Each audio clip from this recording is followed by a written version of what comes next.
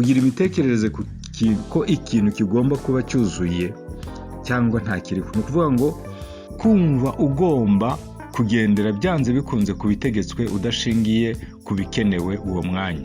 Ni ukuvuga ngo uyu munsi yagira ikibazo cyangwa se yanahinduka tukamenya ko nyine yahindutse, ariko ntitumutware uko atari. Hashobora no kongerwaho rwose n'ibindi byinshi, ariko ishobora kubyara icyo bita inyumirane. Inyumirane mu zindi ndimi babyita, bishobora kuba hagati yanjye na mugenzi wanjye, bigafata itsinda rito cyangwa rinini, hagakurikiraho guhangana no gushyamirana.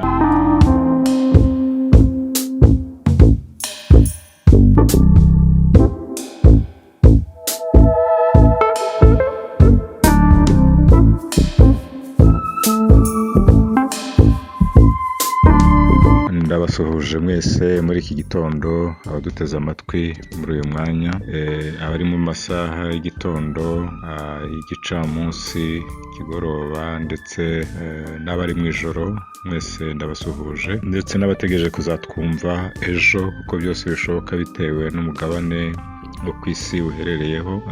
Mwese ndabasuhuje kandi bifurije kugubwa neza, abamerewe neza kandi tubifurije gukomeza kugubwa neza, n'abataguwe neza tubifurije kubisohokamo neza kugira ngo mubashe kubaho mufite impagarike, kuko si neza yuko kuri iyi si duhura n'ibibazo, nibwo buzima duhura nabwo. Ibihe byose rero hari igihe ibibazo duhura nabyo, ariko twakomera, twaba dukomeye, twaba dufite imirebere myiza, bigatuma dukomera, kuko byanga bikunze uyu munsi aba ari wowe, ejo aba ari njye, nuko nyine bimeze. Kandi twihanganishije abaduteze amatwi bose barihuye n'ibibazo bitandukanye.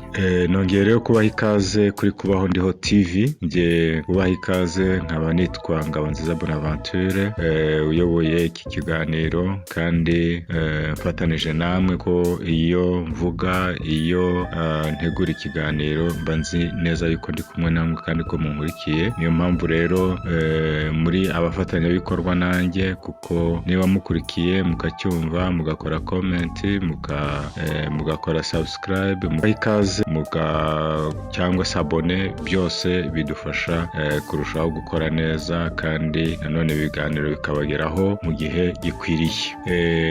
Rero nongere ndibutse yuko ibiganiro tubagezaho cyane cyane bifitanye isano n'ubuzima bw'imitekerereze yacu, kuko twasanze yuko ubwonko, imitekerereze yacu ari byo bitegeka ibindi bintu byose bifitanye isano n'imikorere y'umubiri, ndetse n'imirebere yacu, n'uburyo tubaho, n'uburyo tubana n'abandi, byose bifitanye isano. Niyo mpamvu rero niba ari byo bitegeka, aribwo budutegeka, ni ngombwa kwita ku buryo nyine dutekereza, ku buryo dukora, ku buryo dufata ibyemezo, kugira ngo turebe niba tutibangamira cyangwa se tutabangamira abandi. Turacyari mu gice cya mbere cy'insanganyamatsiko ivuga kwisobanukirwa, igabanijemo nyine ibi biganiro byose tumaze kugeraho. Icyakora ndibwira ko iki ngiki gishobora kuba ari cyo cya nyuma, yenda hazagenda hinjiramo ibindi, ariko ku bijyanye no kwisobanukirwa, ibi ngibi tubifite ngira ngo byadufasha, kuko n'ibiganiro 7 nibwira yuko umuntu wese abikurikiye neza rwose byamufasha kwisobanukirwa uko ari. Icyakora muramutse hari ibindi biganiro mwakenera ariko tuganira, nanone mwabitubwira kugira ngo tubitegure, kandi birushaho twese kudufasha no kutwubaka. Mbere yuko twinjira rero muri iki kiganiro, ndagira ngo nibutse ko ari umugabane wa gatatu w'ikiganiro imirebere. Uyu ni umugabane wa gatatu w'ikiganiro imirebere.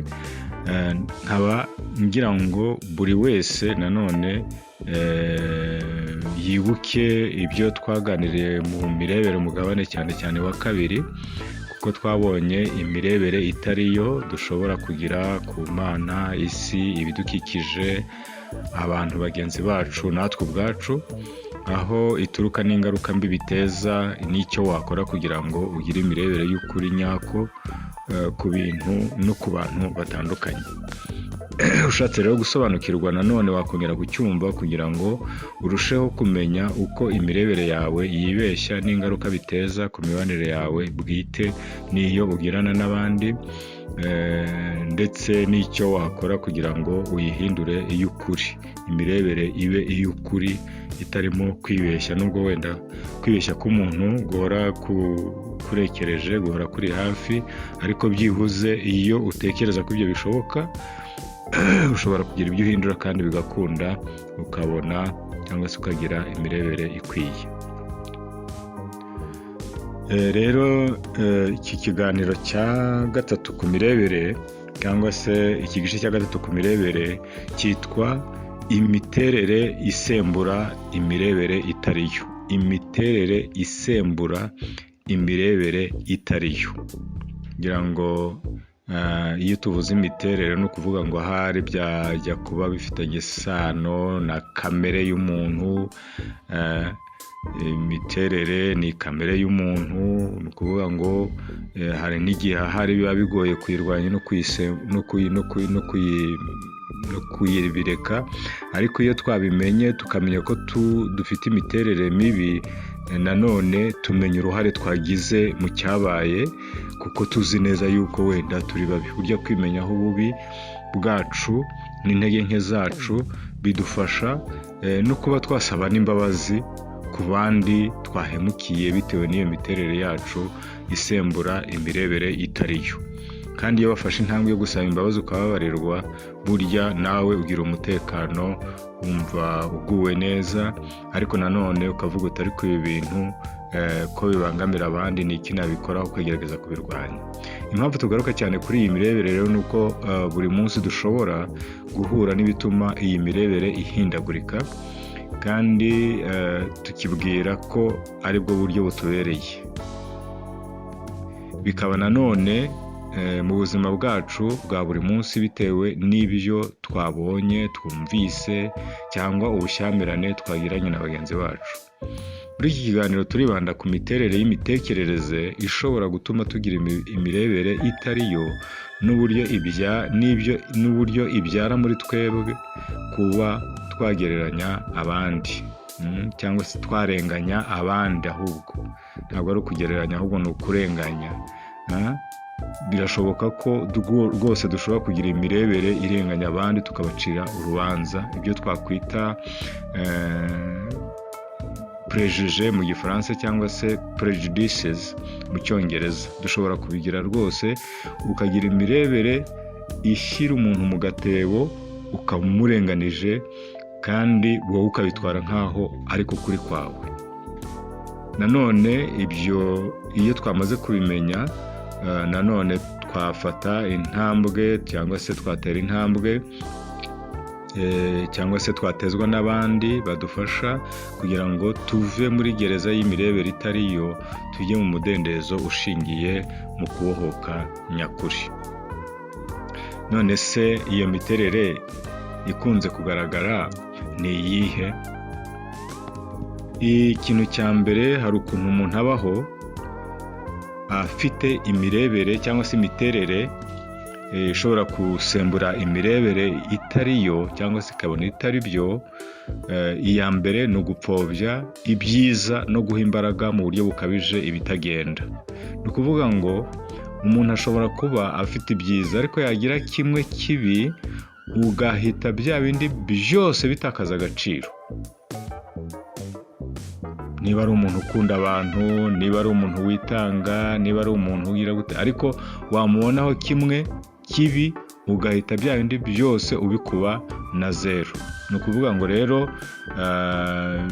ibyo byose bitagenda kuri njye no kuri mugenzi wanjye cyangwa itsinda runaka, noneho ukabiha imbaraga zikabije cyane, ibyiza bye ntiwongere kubibona, nubwo yaba afite kimwe cyangwa bibiri, nabyo biba bikwiriye guhabwa agaciro, kuko turi abantu, ntabwo turi Imana. Kandi Imana nayo hari igihe yo, kubera ko ari inyambabazi cyane, ntabwo imbere yayo tugira ibyiza, ariko nanone iratwihanganira. Gusa nyine umwana w'umuntu niko ameze. Rero iyo twabonye ikintu kibi ku muntu, dusa naho twirengagije ibyiza twari dusanzwe tumubonaho, noneho ibitagenda akaba ari byo bigira uburemere muri twebwe. Ikindi kintu cya kabiri ni byacitse, birakomeye cyane. Guhora utangazwa cyane n'icyabaye, byacitse nyine birakomeye cyane, ntabwo ushobora kugira icyo wanabikoraho.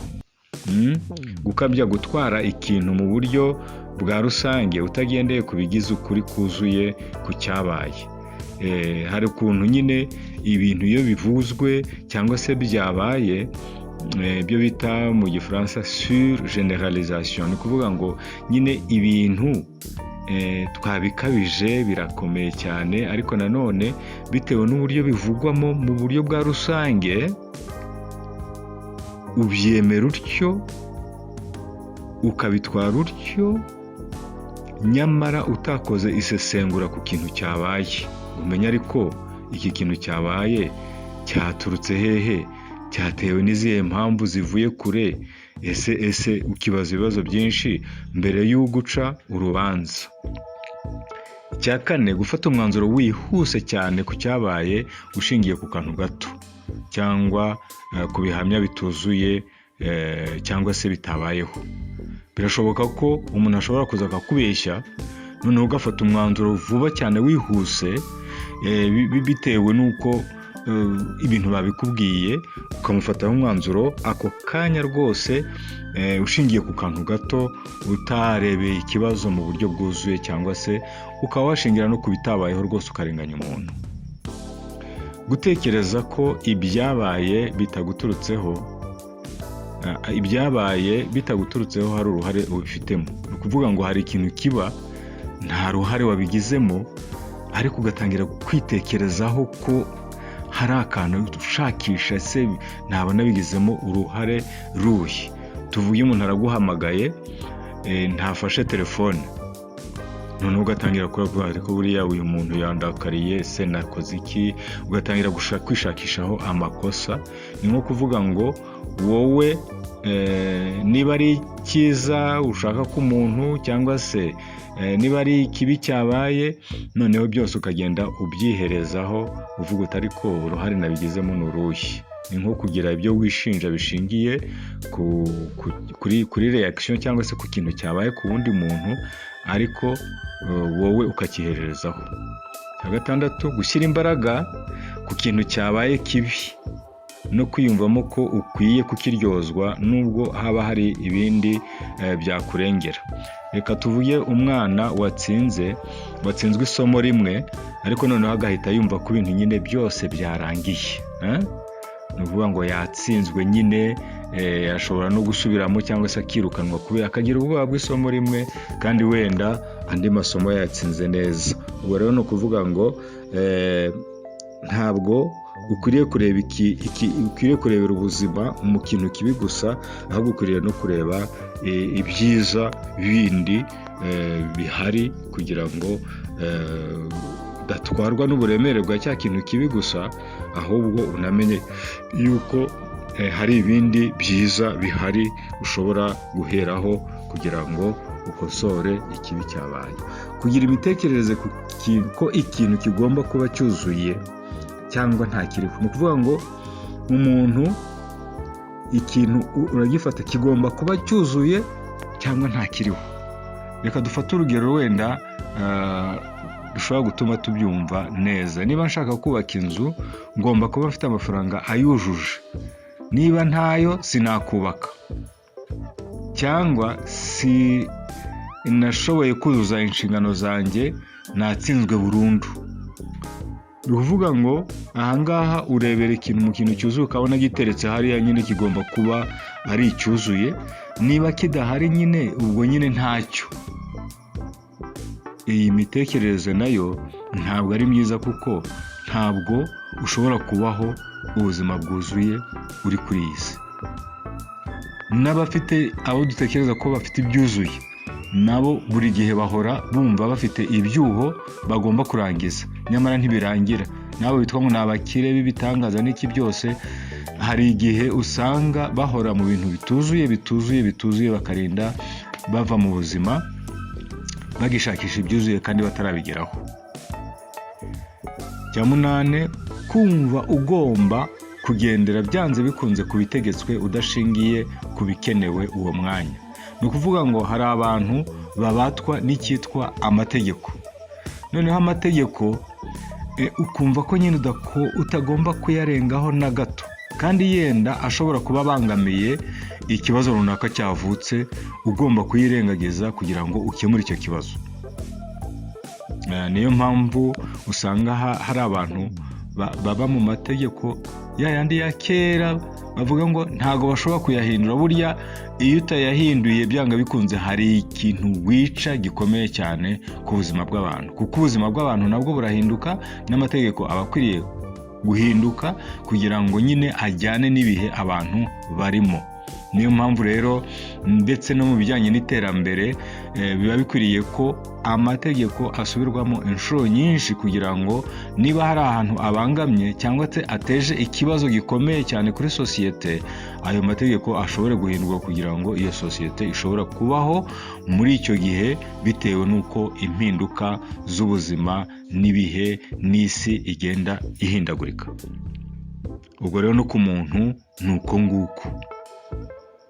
Ntabwo ukwiriye kuvuga ngo amategeko ameze gutya na gutya, nkwiriye nanone kuba muri ayo mategeko gusa, nyamara hari ibintu birimo gupfa bitewe n'uko ayo mategeko n'ayo mabwiriza ya sosiyete ameze.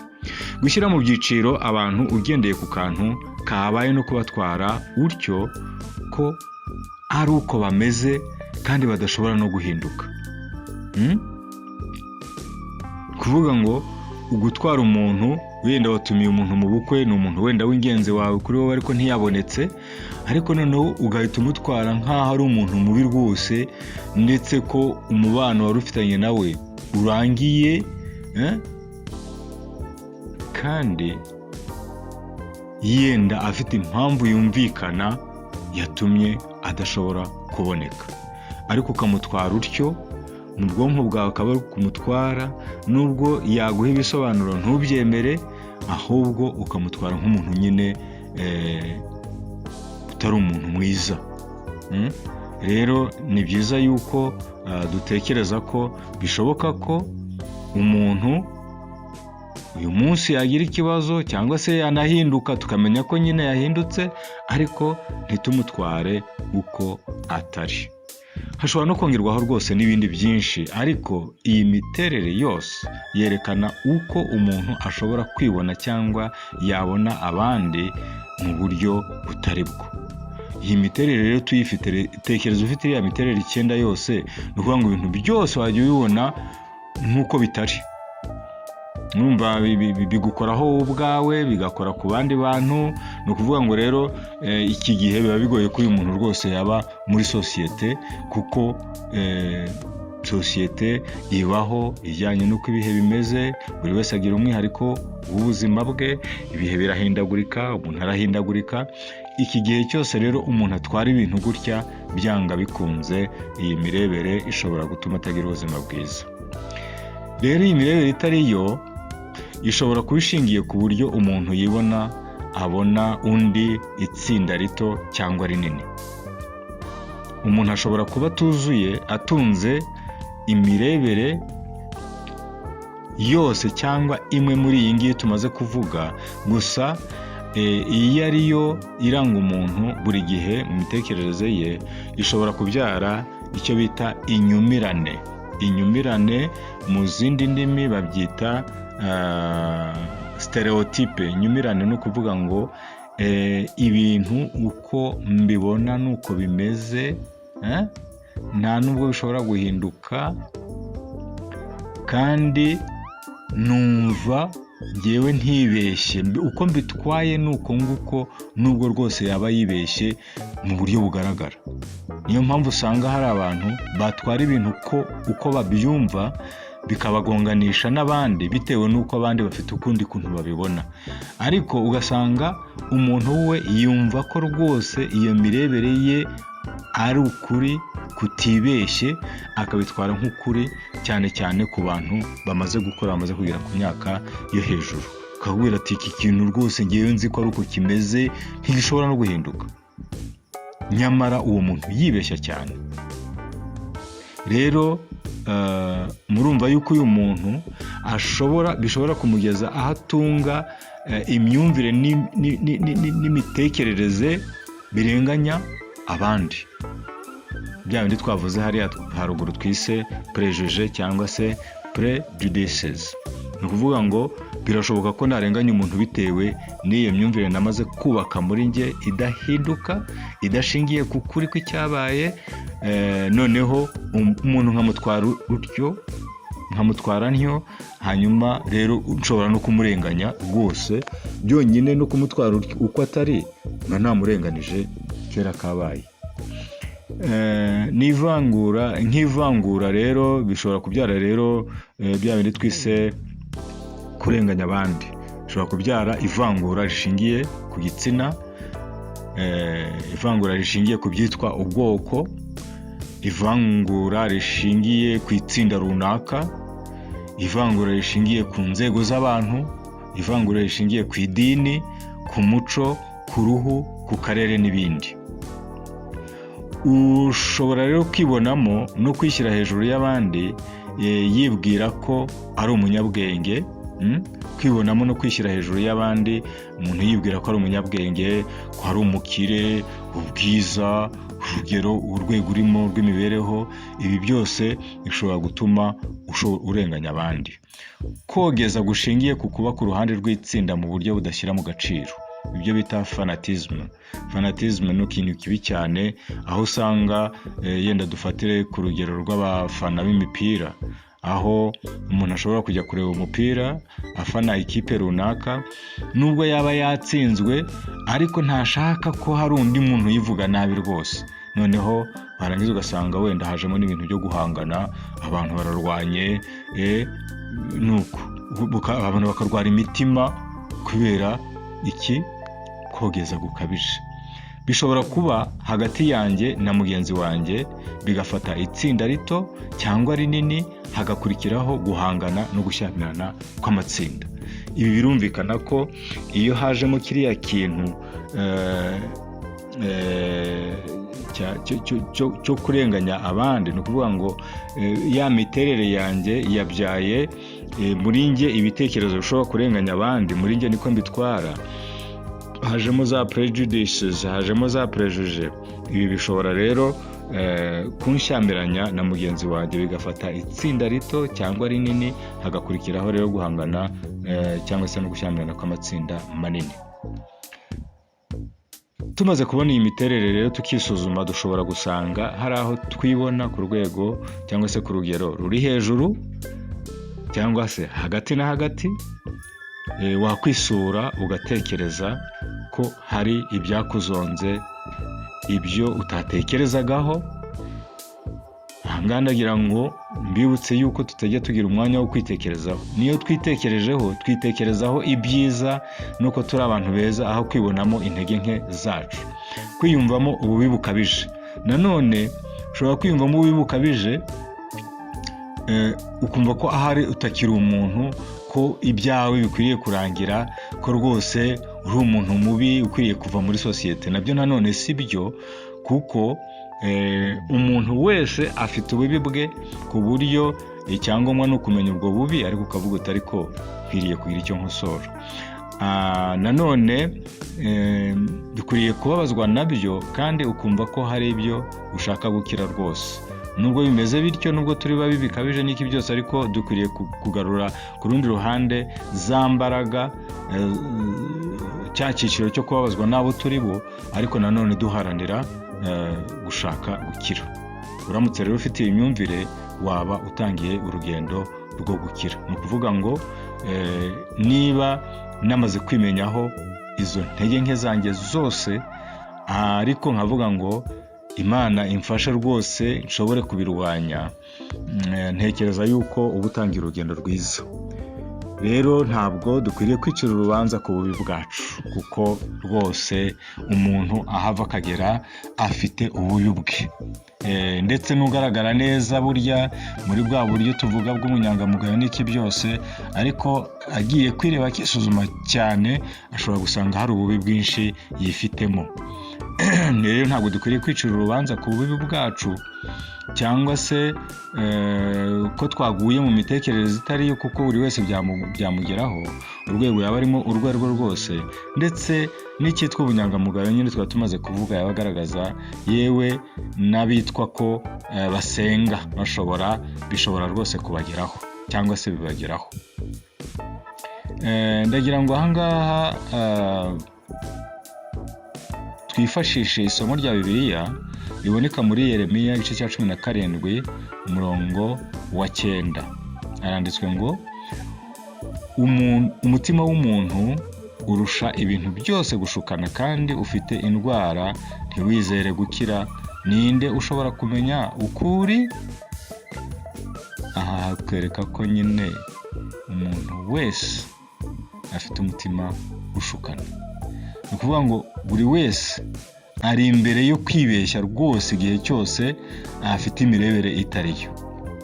Nubwo bimeze bityo, ntitwakwishimira kubigumbamo, kuko biratwangiza kandi bikangiza n'abandi, kuko biba bifite bishobora gutuma tugira ibikomere by'ubuzima, kubura ituze n'umutekano muri twebwe, isano idashyitse n'abandi, n'ibindi tugendana nabyo buri munsi kandi bituremereye. Ndagira ngo mbere yo kugana ku cyakorwa wibaze ibibazo bikurikira. Tumaze kubona iyi mirebere, wiyumva cyangwa se wumva wibona hehe? Ni gute iyi mirebere yaba yarakwangije cyangwa yarabangamiye uwo cyangwa abo wowe uzi neza? Wumva bikuvuna ku buryo byashyize urukuta hagati yawe nawe cyangwa n'abo bantu bandi? Ni ukuvuga ngo ndavuga uwo muntu nyine cyangwa n'abo bandi niba ari benshi. Wakwiyumva ute undi muntu akugezeho imirebere nawe ugira ku bandi? Ni ukuvuga ngo wowe reba iyo mirebere ufite, noneho wowe wishyire muri wa mwanya w'umuntu ufiteho iyo mirebere, noneho wibaze uko wamererwa umuntu akugizeho imirebere nawe ugira ku bandi. Ese wakumva umberewe gute? Wumva watangira urugendo rwo gusohoka muri uwo mwijima werekeza ahari umucyo? Nyuma yo kwibaza ibi bibazo, hari urugendo watangira uciye mu rugendo rukurikira twakwita intambwe z'urwo rugendo. Bitewe n'urugendo rwacu rw'ahahise rurimo ibikomere ibyo ari byo byose, tukumva dukeneye kubaho dufite impagarike, nyamara abo turibo bakadutera ubwoba nyuma yo kwisobanukirwa no kureba uburyo ibi byose byaremye imirebere itariyo, haba kuri twebwe ubwacu, uko tubona bagenzi bacu, abaturanyi, abo dukorana, abo dusengana, n'andi matsinda mato cyangwa manini. Ndagira ngo tugerageze kumva aya magambo akurikira, ariko tubihuza n'urugendo rwo kwishakamo ibisubizo.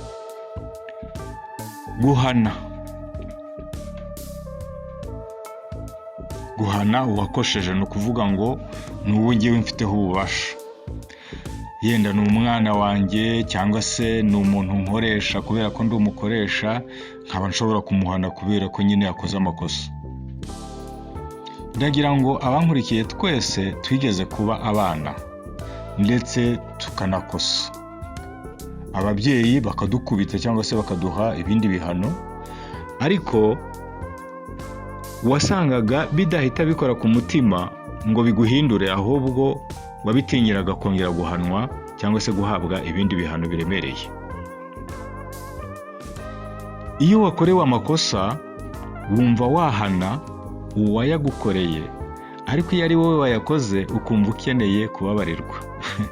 Nimwibaze namwe, ni ukuvuga ngo tumva uwadukoshereje cyangwa se uwaduhemukiye nyine akwiriye guhanwa, ariko iyo twebwe twahemutse twumva dukeneye kubabarirwa.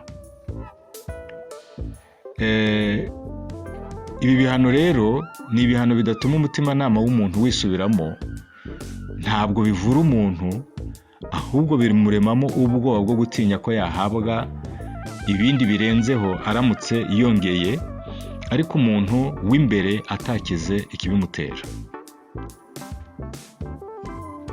Guhanwa n'ugufiteho ububasha. Noneho nahaniye ariko nanjye hari undi muntu mfiteho ububasha ugiye kumpana. Guhanwa biva ku nshinga guhana twari tumaze gusobanura haruguru. Bisobanura ko umuntu aba yakoze amakosa akaryozwa ibyo yakoze hifashishije abamufiteho ububasha, kandi nabo bifashishije amategeko cyangwa amabwiriza ariho muri sosiyete n'ibihano biteganywa ku muntu utayubahirije. Murabizi yuko haba amategeko ya sosiyete uravuga ngo mu muco bigenda gutya na gutya, rero utabyubahirije bigomba kugenda gutya na gutya gure guhabwa biriya bihano, ndetse no mu matsinda mato, ndetse no mu bigo byigenga, ndetse no mu bigo wenda binini bya leta n'ibindi hose haba amategeko. Iyo umuntu yaba umwana cyangwa umuntu mukuru atubahirije ibisabwa cyangwa ibibujijwe, ababyeyi cyangwa abajyanama bakuru barakubwira bati wakosheje, uhawe ibihano kandi ntuzongere. Ni ukuvuga ngo uyu muntu wakoze amakosa ahanwa n'abandi bantu bamufiteho ububasha. Iyo bikomeje gufata indi ntera ujyanwa mu bahannyi bisumbuyeho bakarushaho kuzamura ibihano. Ni ukuvuga ngo uko bigenda birushaho gukomera niko ibihano nabyo birushaho kuremera, amabwiriza akomeye akarushaho gutangwa, kugeza aho ushobora rwose no kugezwa mu nzego z'ubutabera. Amategeko akagenza ate? Akaba ariyo yubahirizwa. Aha ndavuga wa muntu watangiye ahanwa n'umuryango we arikiri umwana mutoya, noneho ni umwana wananiranye n'ibindi, kugeza igihe agejejwe mu mategeko. Urumva ko biba byafashe indi ntera. Ariko ikibabaje kandi gitangaje nuko mubigenzuye neza cyangwa se mukurikije ibyo mwagiye mubona, niba nibeshye wenda muzankosora, ariko igitangaje nuko uriya muntu w'imbere akenshi adahinduka. Ahubwo hari igihe usanga intege nke zariyongereye cyane, ndetse ashobora guteza akaga karushaho. Kwihana. Noneho tumaze kubona guhana, guhanwa, noneho kwihana. Aha birerekeza noneho ku byemezo umuntu ubwe wenyine ashobora kwifatira.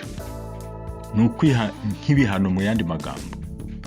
Tumaze kureba guhanwa, noneho tugiye kureba kwihana. Iri jambo rikunze gukoreshwa mu by'iyobokamana, aho umuntu ajya imbere bitewe n'inyigisho yumvise zikora ku mutima we, akababazwa n'ibyaha akora kugira ngo ashobore gusabana n'Imana ye, ndetse akira umutima umucira urubanza. Hari igihe anabivugira imbere y'abantu, akagaragaza umugisha agize wo kuba amenye kandi asobanukiwe n'icyo Imana imushakaho. Hanyuma rero yakwihana ibyaha bye, abantu bakavuga rwose bati Imana ishimwe ko uyu muntu rwose wari umwicanyi, umujura, umurozi, yari yarasohotswe n'amaganya n'agahinda, yakoraga biriya bintu byose bibi, none umuntu rwose arakize. Abantu bagashima Imana, abantu bakaririmba, abantu rwose bagasenga bavuga bati Imana ishimwe. Ariko kwihana nshaka kuvuga ahangaha ni ukwa buri wese.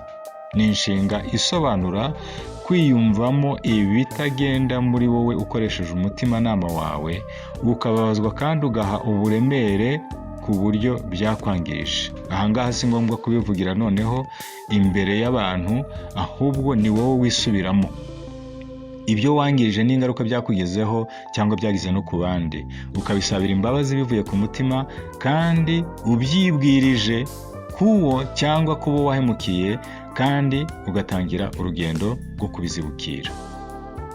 Murumva rero ko ahangaha noneho ni wa muntu urimo kwikoresha, ni wa muntu uri mu mahitamo ye yihariye, ni wa muntu ubabajwe n'ubuzima bwe n'ibyo yangirije kuri we ndetse no ku bandi, ni wa muntu ukomeretse muri we ari kuvuga ati uko biri kose nkwiriye kugira uko nivura ngakira.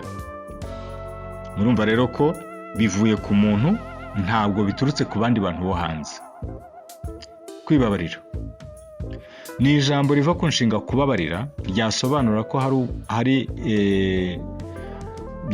ko hari ibyo umuntu yishinja ko ko haba hari uruhare rukomeye yabigizemo nk'ubuhemu runaka, agahora yishinja icyaha cye kitababarirwa, cyangwa agahora yishinja ko icyaha cye kitababarirwa, cyangwa ko hari inshingano atubahirije, akumva umutima we umurega mu gihe akumva ku mutima we umurega mu gihe abishoboye yabikora, mu gihe bidashoboka akaba akwiye kwibabarira, akitandukanya no kwicira urubanza, akabohoka. Ni ukuvuga ngo ahangaha hari igihe umuntu ashobora gukora ikosa bikomeye cyane ndetse akaba yarasabye n'imbabazi, ariko agahorana ikidodo ku mutima kimwereka yuko rwose ibyaha bikomeye yakoze adashobora kubibabarirwa. Rero ahangaha ni nko kuvuga ngo dufatiye urugero wenda kuri Yuda wagambaniye rwose Yesu. Buriya Yuda yananiwe kwibabarira, kandi Yesu we yashoboraga kumubabarira. Noneho yumva ko akwiriye gufata icyemezo ni ukuvuga ngo yumvise ubuhemu bukabije cyane, afata icyemezo cyo kujya kwiyahura. Ni ukuvuga ngo rero ahangaha yumvaga afite umutima cyangwa se ikidodo ku mutima kimwereka ko yakoze icyaha gikomeye kidashobora kugenza gute kubabarirwa. Nyamara Yesu yashoboraga kumubabarira iyo agaruka ntajye kwiyahura, nk'uko Petero nawe yakoze ibyaha mu gihe Yesu yajyaga kubambwa ku musaraba, ariko Petero buriya yagize uruhare rwo gushaka kwibabarira nubwo yababajwe n'icyaha cye, ariko Yesu yarabibonye hanyuma aramubabarira. Petero yongera kugaruka kuba umuntu muzima, ariko Yuda we ariyahura arapfa. Murumva rero ko kwibabarira ugereranije n'ibyaha ushobora kuba warakoze nubwo byaba biremereye bingana gute, ariko iyo wababariwe n'uwo wahemukiye cyangwa se ukaba utaramubona, ukwiye kuvuga uti ariko nasanze Imana, ndashaka gukira, noneho ugatangira nanone urugendo rwo kwibabarira. Nyuma yo kwibabarira hakurikiraho kwibohora cyangwa se kubohoka. Ijambo ryasobanura kurwana intambara yo kuva habi ujya heza mu mitekerereze yawe, ukaba wakumva ko kuvuga ibyakubayeho no kubyakira ari byo byiza kuruta kubyibikamo, utitaye ku buryo abandi bantu bashobora kubitwara, ukumva uruhutse cyangwa se ubohotse. Kwigirira icyizere. Ahangaha ndagira ngo wenda tubijyane muri ya njyana y'iki kiganiro. Ntabwo ari cya cyizere wigirira ko wumva nyine ibintu byose ubishoboye n'iki byose, ahubwo ni nko kumva muri wowe noneho hari icyo ushoboye gukora,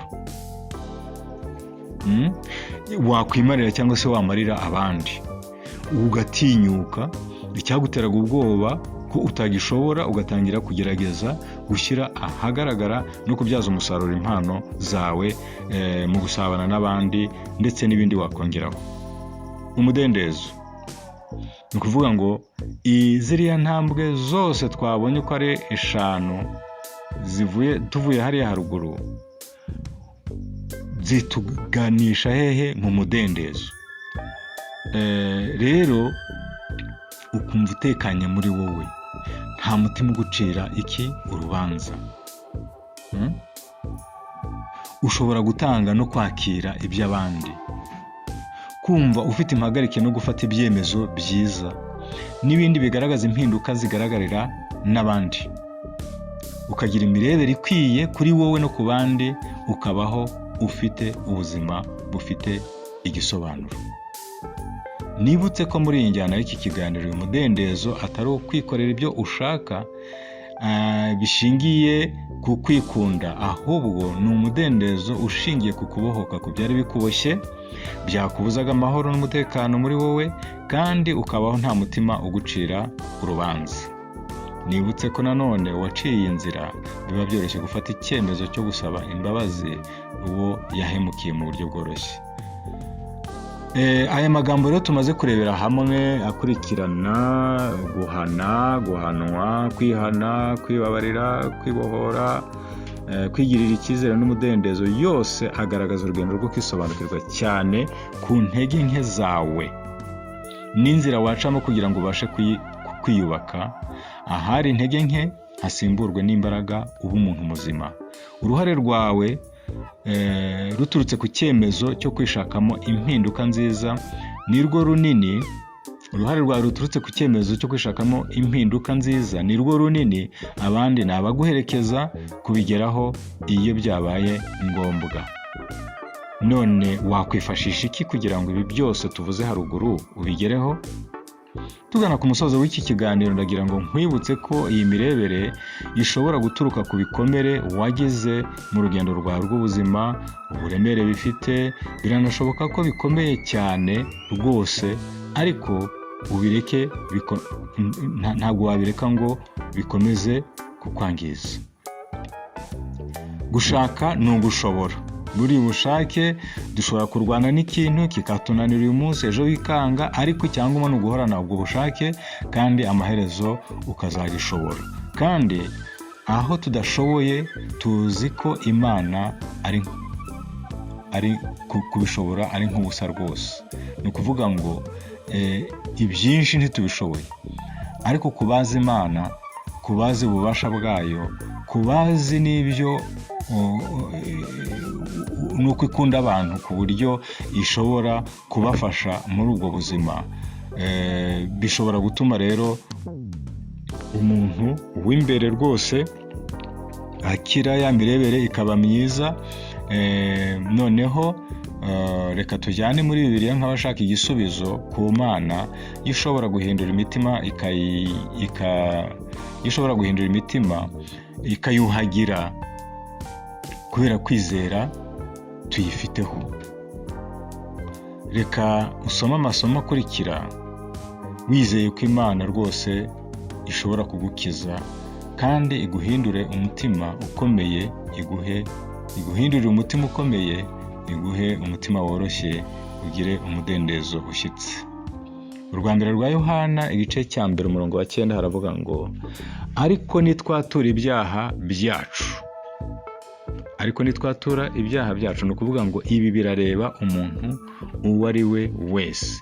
Niyo kwizerwa kandi kiranukira kutubabarira ibyaha byacu no kutwezaho gukiranirwa kwacu kose.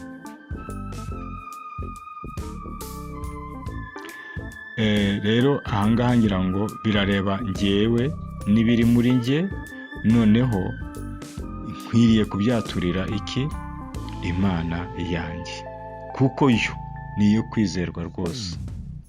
Ibyo dutekereza ko bitadushobokeye, byatunaniye, Imana ishobora rwose kutubabarira ikatwezaho gukiranirwa kwacu kose. Ni ukuvuga ngo bya bindi byo kwicira urubanza biba birangiye.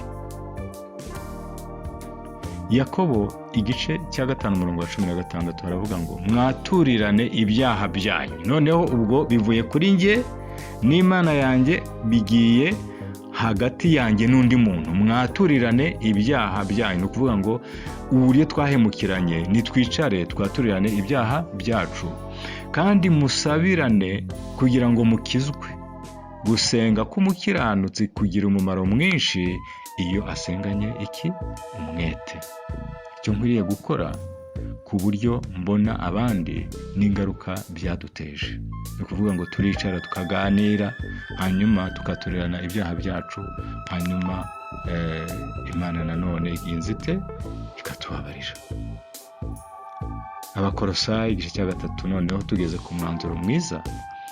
Niba ziriya nzira ebyiri zose twaziciyemo muri ariya masomo, mureke amahoro ya Kristo. N'Abakolosayi igice cya 3 umurongo wa 15, mureke amahoro ya Kristo atwarire mu mitima yanyu, ayo mwahamagariwe kuba umubiri umwe, kandi mugire imitima ishima. Uyu ni umusaruro noneho uva muri ya nzira twaciyemo dukurikije icyo ariya masomo adusaba. Ni njye muri njye, ariko ni njye nanone na mugenzi wanjye. Hanyuma biriya nitubikora rero, amahoro ya Kristo azatwarira mu mitima yacu aho twahamagariwe kuba. Burya twahamagariwe kugira amahoro, burya twahamagariwe kuba nk'umubiri umwe, ni ukuvuga ngo ni ukubabazwa n'icyo nakorera mugenzi wanjye nkamusaba imbabazi, nawe bikagenda bityo, kugira ngo tugire imitima nanone ishima cyangwa se ifite umudendezo. ikiganiro cyacu tugishoreje ahangaha tugushimira aho dukurikiye kandi twibwira ko rwose cyakugiriye umumaro, ndetse uzagisubiremo inshuro imwe cyangwa se zirenze kugira ngo nanone urusheho kwisobanukirwa kandi bigufashe guhindura imirebere yawe itari yo, kuko nzi neza yuko hari n'imirebere ushobora kuba ufite. Nkwifurije rero gukomeza kugira ibihe byiza, nkwibutsa gukanda subscribe ndetse na sabone ku bakoresha igifaransa, kandi niba warabikoze rimwe birahagije, ntabwo ari ngombwa kongera kubisubiramo, ahubwo ni wa muntu utarabikora kugira ngo ibi biganiro bikugereho ku gihe kandi nawe ubisangize n'abandi kugira ngo nabo bishobore kubageraho. Rero ushobora gukora na comment cyangwa se kutubwira uti iki kiganiro ni cyiza ariko wenda mwakongeraho ibi n'ibi kugira ngo ibiganiro dutanga birusheho kubanogera kandi birusheho kutugirira umumaro mwese. Imana rero ibahe umugisha, tuzakomeza mu biganiro bitaha, kandi nabyo nanone bizaba bifite umumaro kuko tugiye kwinjira mu cyiciro ku biganiro bikora ku mibereho cyangwa se ku mibanire y'abagize umuryango. Murakoze cyane rero, Imana ibaha umugisha kandi mugire umunsi n'ibihe byiza kandi birushaho kutugirira umumaro mwese. Imana rero ibahe umugisha, tuzakomeza mu biganiro bitaha, kandi nabyo nanone bizaba bifite umumaro kuko tugiye kwinjira mu cyiciro ku biganiro bikora ku mibereho cyangwa se ku mibanire y'abagize umuryango. Murakoze cyane rero, Imana ibaha umugisha kandi mugire umunsi n'ibihe byiza.